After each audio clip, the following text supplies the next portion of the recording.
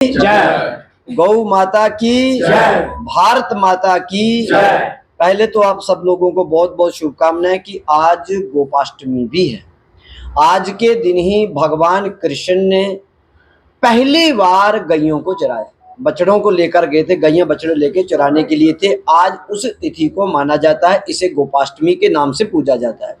पहले तो सब लोगों को गोपाष्टमी की शुभकामनाएं देते हुए ये प्रेरणा अपने बच्चों को भी देनी चाहिए कि गोपाष्टमी कितनी महान तिथि है, इसे किस प्रकार से पूजना चाहिए, जिसे तिथि को हमारे ब्रह्म परमात्मा ने स्वयं पूजा।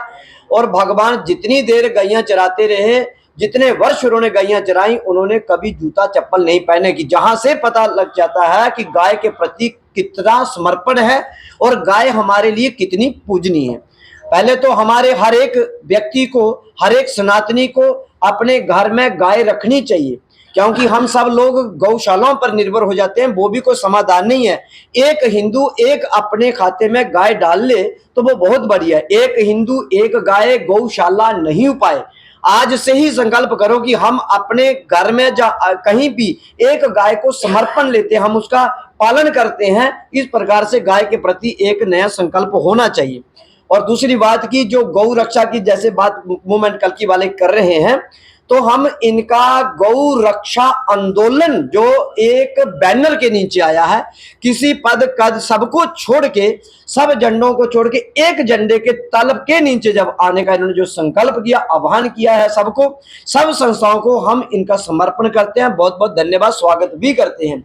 क्योंकि अपनी जाति वाति कद पद को छोड़ के जिस दिन हम एक बैनर के नीचे आ जाएंगे, वह कामना वो कार्य हमारा अवश्य पूरा होगा। क्योंकि अगर जमीन में पानी है तो बर्मा अगर पक्का है, संकल्प अगर आपका पक्का है तो जमीन से पानी अवश्य निकलेगा। और ये मांग बड़ी पुरानी उठती आ रही है, तो इस मांग के लिए जहां पर इस समय मोड़ लिया है कि सारे गौ रक्षा आंदोलन के एक बैनर के नीचे 3 नवंबर को समय कितना है? सुबह 9:30 10 बजे के बीच में एकत्रित सभी लोग एक जगह हो जाए। कहां होना है? सारे एकत्रित हो जाए। हम भी सारे सब संस्थाएं इस तले के नीचे, इस बैनर के नीचे आने के लिए सबने अपना सहयोग किया है कि हम सब लोग आएंगे। तो दूसरी बात, विषय एक और भी है, क्योंकि एक विषय सबसे बड़ा जो दुख का कारण बढ़ गया है वो धर्मांतरण।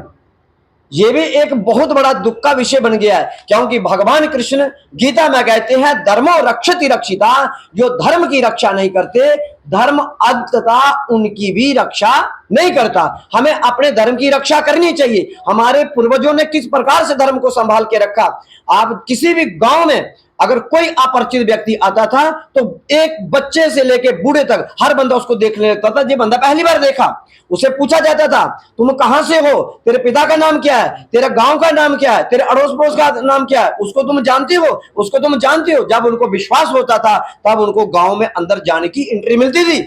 आज हमारा पड़ोस के अंदर धर्मांतर हो जाता है, किसी को पता क्यों नहीं चल रहा है? क्योंकि हमारे अंदर निर्मोहता आ गई है, हमारे अंदर धर्म के प्रति वो जागृतता नहीं रही है। हर एक व्यक्ति का धर्म बनता है, क्योंकि शास्त्र कहता है जितना अपराध करने वाले को पाप लगता है, इतना ही अपराध देखने वाले को पाप लगता है। आपको पता है गाय काटी जा रही है, आप चुप खड़े हैं, क्या आपको पाप नहीं लगेगा? आप जानते हैं नारी का अपमान हो रहा है, आप जान के भी गर्दन घुमा लेते हो, क्या उसमें पाप नहीं लगेगा? आप एक से बच सकते हैं, गांव से बच सकते हैं, परंतु उसकी दृष्टि से नहीं बच सकते हैं। वो उसकी दृष्टि में सब कुछ आपा जा रहा है। इसलिए हमें ये भी निगरानी करनी चाहिए, हमारे अड़ोस पड़ोस, हमारे गांव में कौन आया, कैसे आया, क्यों आया। अगर अच्छा मैसेज लेकर अगर अच्छा व्यक्ति आ रहा, उसका सम्मान भी करना चाहिए। और जब भी आपको कोई शक संदेह लगता है तो उसे उदंडता दंड भी देना चाहिए। क्योंकि रावण कुंभकर्ण कब बातों से माने, रावण कुंभकर्ण कब बातों से माने, बिन मांगे मजदूर को कब मिली मजदूरी है। सुनो, दुष्ट की खातर हिंसा बहुत जरूरी है, क्योंकि शास्त्र स्वयं कह रहे हैं, भगवान स्वयं अपने हाथ में दंड लेकर घूमते हैं। कौन सा देवता है जिन्होंने अपने पास अस्त्र नहीं रखे? आपको भी शास्त्रों को भी पढ़ना है, शास्त्रों को भी पूछना है, और शास्त्र के साथ साथ शस्त्र को भी रखना चाहिए। क्योंकि धर्म बिना, क्योंकि भय बिना हो ही ना प्रीत, क्योंकि जब तक भय नहीं होगा प्रीत नहीं होगी, क्योंकि हमें अपने धर्म की रक्षा करनी है। आप जानते हैं मेरे पास लाखों प्रमाण, हजारों प्रमाण हैं। कोरोना काल में किन किन को उनकी मजबूरी का फायदा लिया गया, एक 50-50 किलो चावलों के पीछे उनका धर्म बदल दिया जाता है। ये आप मजबूरी का फायदा लेते हैं। इसलिए जब भी ऐसी कोई बात हो तो हम सबका दायित्व बनता है। गौ रक्षा आंदोलन के साथ में ये मुद्दा मेरा कहने का यही इसका मतलब था कि हमें धर्म रक्षा करनी चाहिए और इस पर भी धर्मांतरण पर भी कोई कड़ा कानून बनना चाहिए, यह भी मांग हम रखना चाहते हैं। जय गौ माता, जय भारत माता की जय।